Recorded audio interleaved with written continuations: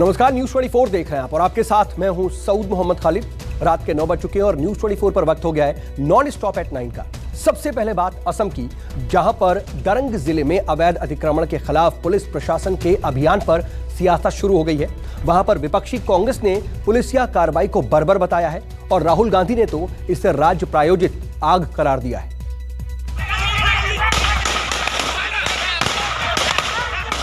अवैध अतिक्रमण के खिलाफ अभियान चला रही थी पुलिस, लेकिन अतिक्रमणकारियों ने हटने से इनकार कर दिया। झड़प हिंसक हो गई, पुलिस के लिए फायरिंग मजबूरी बन गई।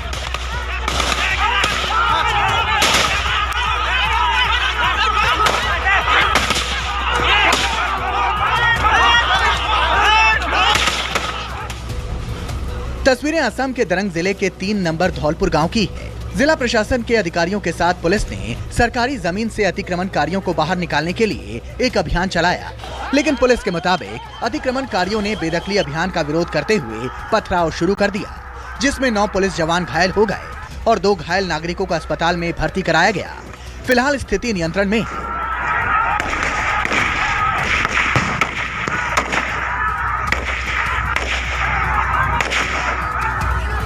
स्थानीय लोगों के मुताबिक सुबह करीब 5000 से भी ज्यादा लोग सरकार की तरफ से चलाए जा रहे बेदखली अभियान के खिलाफ प्रदर्शन के लिए जमा हुए थे।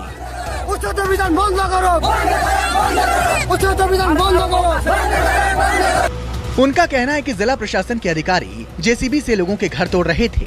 इस बीच दोनों पक्षों में कहासुनी के बाद झड़प हुई और पुलिस ने फायरिंग कर दी। स्थानीय लोगों का कहना है कि इसमें 2 लोगों की मौत हो गई, जबकि 20 से ज्यादा लोग घायल हुए हैं।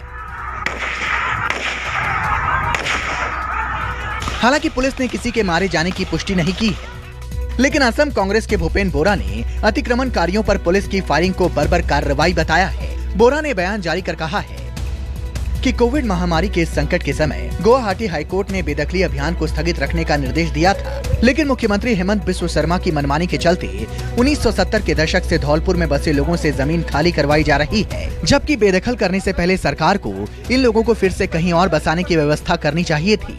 असल में असम सरकार के एक आदेश के बाद 20 सितंबर को दरंग जिले के सिपाझार में प्रशासन ने एक अभियान चलाकर लगभग 4500 बीघा भूमि पर कब्जा करने वाले कम से कम 800 परिवारों को बेदखल कर दिया था, जबकि करीब 200 परिवार के खिलाफ गुरुवार सुबह फिर से बेदखली अभियान चलाया गया था और तभी यह फायरिंग की घटना हुई। पूर्व कांग्रेस अध्यक्ष और वायनाड सांसद राहुल गांधी ने भी पुलिसिया कार्रवाई की आलोचना की है। राहुल गांधी ने ट्वीट किया, असम में राज्य प्रायोजित आग लगी है। मैं राज्य में अपने भाइयों और बहनों के साथ खड़ा हूँ। भारत की किसी भी संतान के साथ ऐसा नहीं होना चाहिए। असम सरकार ने जिन सैकड़ों लोगों के खिलाफ बेदखली अभियान चलाया है, वो सारे मुस्लिम समुदाय के हैं। एक जानकारी के मुताबिक सरकारी जमीन खाली कराने के बाद सैकड़ों लोगों ने नदी के किनारे शरण ले रखी है। Bureau report, news 24। और अब बात बिहार की, जहां पर नल जल योजना में अपने रिश्तेदारों को ठेके दिलवाने के आरोप में घिरे बिहार के डिप्टी सीएम तारकिशोर प्रसाद आज दिन भर मीडिया से बचते दिखाई दिए। हालांकि नीतीश कुमार की नाराजगी के बाद उन्होंने चुप्पी तोड़ी, लेकिन तब भी वो विपक्ष पर आरोप लगाने के सिवा कुछ भी ठोस नहीं कह पाए। इधर आरजेडी ने इस पूरे मुद्दे को नीतीश सरकार के खिलाफ हथियार बना लिया है। तेजस्वी यादव ने नीतीश कुमार को डरपोक मुख्यमंत्री बताया है। नीतीश कुमार जी की अंतरात्मा हम पहले ही कह चुके हैं कि बंगाल के खाड़ी में डूब मरी है और उनकी कोई हैसियत नहीं रह गई कि बीजेपी के मंत्री पर कार्रवाई कर सके। हालांकि सुचिता की बात करते तो 70 घोटाले हो गए, ये घोटाला हो गया। आपको तो स्वयं इस्तीफा दे देना चाहिए था अंतरात्मा और नैतिकता के सवाल पे। नीतीश कुमार को डरपोक बताया और लगे हाथ मांग लिया मुख्यमंत्री पद से इस्तीफा। तेजस्वी यादव के तेवर से ऐसा लगा मानो उनके हाथ कोई ऐसा सबूत लग गया है जिसके जरिए बिहार की सरकार गिराई जा सकती है, नीतीश कुमार को कुर्सी से उतारा जा सकता है। ये घोटाले का पर्दाफाश हमारे राम प्रकाश महतो जी, जो कि कटिहार से इस बार प्रत्याशी रहे, उन्होंने किया था। और इस घोटाले की सूचना जो है माननीय मुख्यमंत्री को भी दी गई थी। 28 फरवरी 2021 में ये माननीय मुख्यमंत्री जी को जो है चिट्ठी लिख करके पूरे घोटाले के संदर्भ में जो है वो बताया। ये पेपर में आर्टिकल भी है। अगस्त 2020 में इन्होंने पहली बार, अगस्त 2020 में पहली बार जो है इन्होंने इस घोटाले की पर्दाफाश किया, लेकिन 20 अगस्त 20 के बाद भी जो है कोई जांच नहीं हुआ। जिस स्टैंडर्ड बिड डॉक्यूमेंट को हमने डिस्क्लोज किया, इसका जो खुलासा किया 13 अगस्त 2020 को, इसी 3 नाम से है। माननीय तारकिशोर प्रसाद उप मुख्यमंत्री के पुत्र वधू पूजा कुमारी का नाम यहाँ अंकित है। आप चाहें तो इसका स्टैंडर्ड बिड नंबर नोट कर सकते हैं। नल जल योजना मुख्यमंत्री नीतीश कुमार का ड्रीम प्रोजेक्ट है, जिसके जरिए हर घर में पीने का पानी पहुंचाया जाना है। लेकिन अब यह प्रोजेक्ट विवादों में घिर गया है। आरोप है कि बिहार के डिप्टी सीएम तारकिशोर प्रसाद ने अपने रिश्तेदारों को इसका ठेका दिलवाया है, करोड़ों का वारा न्यारा किया है। नल जल योजना नहीं बल्कि नल धन योजना है। ये नल धन योजना जो केवल भ्रष्टाचार का ही, इसमें आप देखेंगे तो खेल पूरी तरीके से हुआ है। हम तो मुख्यमंत्री जी को चैलेंज भी करेंगे कि 50 पंचायत का नाम ही बता दीजिए, 50 पंचायत का, जहां ये योजना सही से काम कर रहा हो। हर जगह केवल भ्रष्टाचार है और जेडीयू बीजेपी के नेताओं को कॉन्ट्रैक्ट लगातार दिया जा रहा है। 2 कंपनी है, जीवन श्री इंफ्रास्ट्रक्चर प्राइवेट लिमिटेड और दीप किरण इंफ्रास्ट्रक्चर प्राइवेट लिमिटेड। कंपनी के डायरेक्टर उप मुख्यमंत्री के साले और दामाद हैं और इन दोनों कंपनी में लगभग जो है 53 करोड़ के आसपास जो है इनको ठेका दिया गया। तेजस्वी ने कहा कि अगर ये मामला विपक्ष से जुड़ा होता तो ये सीबीआई में पहुंच चुका होता। हम मानते हैं बिजनेस करना कोई बुरा काम नहीं है, अच्छी बात है, बिजनेस कर रहे हैं, लेकिन इन लोगों का बिजनेस ही भ्रष्टाचार करना है। Their business is to do corruption. ये बिजनेस नहीं है, ये भ्रष्टाचार है। इतने देर में गैर बीजेपी और गैर बीजेपी एनडीए पार्टी का कोई होता तो अब तक ईडी और सीबीआई इनकम टैक्स पहुंच गई होती। तेजस्वी ने आरोप लगाया कि बिहार सरकार भ्रष्टाचार में डूबी है और सीएम नीतीश कुमार बड़ी मछलियों को बचाने में जुटे हैं। नीतीश कुमार जी हमेशा कहते हैं करप्शन पे 0 टॉलरेंस, लेकिन हम साफ तौर पे कहते हैं 100% नीतीश कुमार जी का करप्शन पे एक्सेप्टेंस है, 100% प्रोटेक्शन है, 100% पार्टिसिपेशन है, 100% एसोसिएशन है, 100% अफिलिएशन है। ये भ्रष्टाचार को लेकर। और मुख्यमंत्री जी जब हम ये बात कर रहे हैं 100% एक्सेप्टेंस है, प्रोटेक्शन है, एफिलिएशन है, ये बात सबूत इस घोटाला जो है ये पेश करता है। तेजस्वी ने नीतीश कुमार को थका हुआ नेता बताया तो लगे हाथ सुशील मोदी पर भी हमला बोला। ये जो सारी कार्रवाई है ये यही दिखाता है कि मुख्यमंत्री डरे हुए हैं और कमजोर हैं। और हमने तो पहले भी कहा था ये थके हुए मुख्यमंत्री हैं, ये पूरी तरीके से थक चुके हैं। पीएचडी डिपार्टमेंट किसके पास था? बीजेपी के पास था। डिप्टी सीएम कौन था? सुशील कुमार मोदी जी थे। और उप मुख्यमंत्री किसके रिकमेंडेशन पर बने ये तारकिशोर जी? सुशील कुमार मोदी जी के नाम पर बने।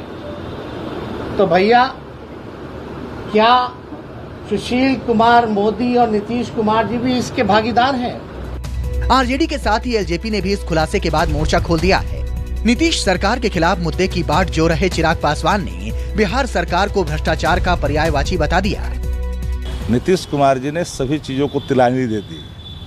करप्शन पर समझौता, क्राइम पर समझौता, कम्युनिज्म पर समझौता, सब कुछ उन्होंने जब तिलांजलि दे रखी है तो उनके लिए सी कोई मतलब नहीं है। उन्होंने अपने शरीर का आकार ही सी बना लिया है, 90 डिग्री पर झुक गए हैं। बिहार का हमको बताइए ना, कौन सा मंत्री ऐसा है जिनके ऊपर ये आरोप ना लगे हों? हमको बताइए। मुख्यमंत्री जी अपनी पार्टी के ही बता देना, कितने मंत्री हैं जो अपने रिश्तेदारों को, अपने लोगों को इस तरीके से वो लोग टेंडर नहीं बांट रहे, उन लोगों को ठेका नहीं दे रहे। ये तो हर मंत्री के यहाँ की कहानी है बिहार में। और जो मुख्यमंत्री नीतीश कुमार जी बात करते हैं कि भैया हमारा ज़ीरो टॉलरेंस है करप्शन के लिए, क्यों टॉलरेट किए हुए हैं ये सारी चीज़ें? और अगर वो ईमानदारी से अगर वो जांच कराएंगे तो उनके अपने कितने ऐसे मंत्री हैं जिनके विभाग में पता चलेगा कि उन्होंने अपने रिश्तेदारों को क्या क्या उन्होंने सहूलियतें दी हुई हैं, क्या क्या उनकी टेंडरिंग कर रखी है, क्या क्या उनको किस तरीके से ठेके दिलवा रखे हैं। तो ये सारी बातें तो मुख्यमंत्री नीतीश कुमार जी की नाक के नीचे ही हो रही हैं। सगे संबंधियों को ठेका दिलाने के मामले में घिरे बिहार के डिप्टी सीएम तारकिशोर प्रसाद दिन भर मीडिया से बचते रहे। सूत्रों के मुताबिक नीतीश कुमार ने इस विवाद पर नाराजगी जताई, जिसके बाद तारकिशोर प्रसाद ने अपने बचाव में बयान जारी कर दिया। इन्होंने आरोप लगाया कि 2 और प्रतिष्ठान हैं जिसमें कि मेरा साला और सरहज है। आज के बयान में तो उन्होंने दामाद का भी नाम लिया, जिसको कि दूर दूर तक कोई लेना देना नहीं। लेकिन आपको बता दें कि उस दोनों प्रतिष्ठान में मेरे परिवार का ना मेरे ससुराल के परिवार का कोई सदस्य उसमें शामिल है। नल जल योजना में भ्रष्टाचार का मुद्दा विपक्ष के लिए तुरुप का इक्का साबित हो सकता है। बुधवार को भी तेजस्वी ने कहा था कि नीतीश कुमार के मुंह में दही जमी है, अगर वो मुंह खोलेंगे तो सृजन घोटाला खुल जाएगा। सौरभ कुमार, पटना, न्यूज़ 24। इधर इन सब के बीच पेगासस मामले की जांच अब तय हो गई है। हालांकि सुप्रीम कोर्ट ने अभी इस पूरे मामले पर कोई आदेश तो नहीं सुनाया, लेकिन उसने ये जरूर तय कर दिया है कि इस पूरे मामले की जांच के लिए टेक्निकल एक्सपर्ट की एक कमेटी बनाई जाएगी।